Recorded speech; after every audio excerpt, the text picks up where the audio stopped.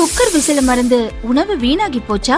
இனி அந்த கவலையே வேண்டாம். வழங்குகிறோம் உலகின் முதல் விசில் கவுண்டர் குக்கர், புதிய அல்ட்ரா குரோனோ. அல்ட்ரா என்றால் ஆரோக்கியம். லயன் சாக்லேட்ஸ்ல பாதாம், டேட்ஸ், சாக்லேட் மூணும் இருக்கு. ருசிக்கு சாக்லேட், அயன் சத்துக்கு டேட்ஸ், புரோட்டீனுக்கு பாதாம். தாத்தா ரொம்ப டெலிஷியஸா இருக்கு. Line chocolates. ஆச்சி கொழுக்கட்டை மாவிற்கு கொழுக்கட்டை அச்சை கேட்டு வாங்குங்கள்.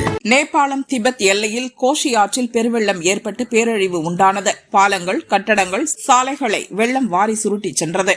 இதுவரை 359 பேரின் சடலங்கள் மீட்கப்பட்டிருப்பதாக நேபாளத்தின் தேசிய பேரிடர் மேலாண்மை ஆணையம் தெரிவித்துள்ளது. அவர்களை அடையாளம் காணும் பணி நடக்கிறது. நூற்றுக்கணக்கானவர்களை காணவில்லை. சேட்டலைட் புகைப்படங்களை ஆய்ந்த இஸ்ரோ பெருவெள்ளத்திற்கான காரணத்தை கூறியிருந்தது.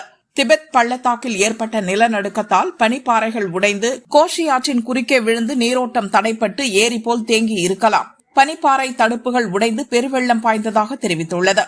இதேபோல் மற்றொரு ஆபத்தும் நேபாளத்துக்கு காத்திருப்பதாக தற்போது சீனா நீர்வள அமைச்சகம் எச்சரித்திருக்கிறது.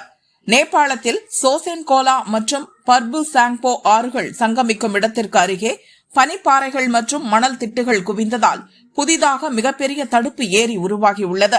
அந்த ஏரியில் சுமார் 20 லட்சம் கனமீட்டர் தண்ணீர் தேங்கியுள்ளது. அடுத்த 3 நாட்களில் மேலும் 30 லட்சம் கனமீட்டர் தண்ணீர் சேரும்.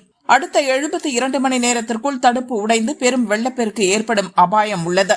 எனவே ஆற்றங்கரையோர பகுதிகளில் வசிக்கும் மக்கள் பாதுகாப்பான இடங்களுக்கு செல்ல வேண்டும் என எச்சரிக்கை விடுக்கப்பட்டுள்ளது.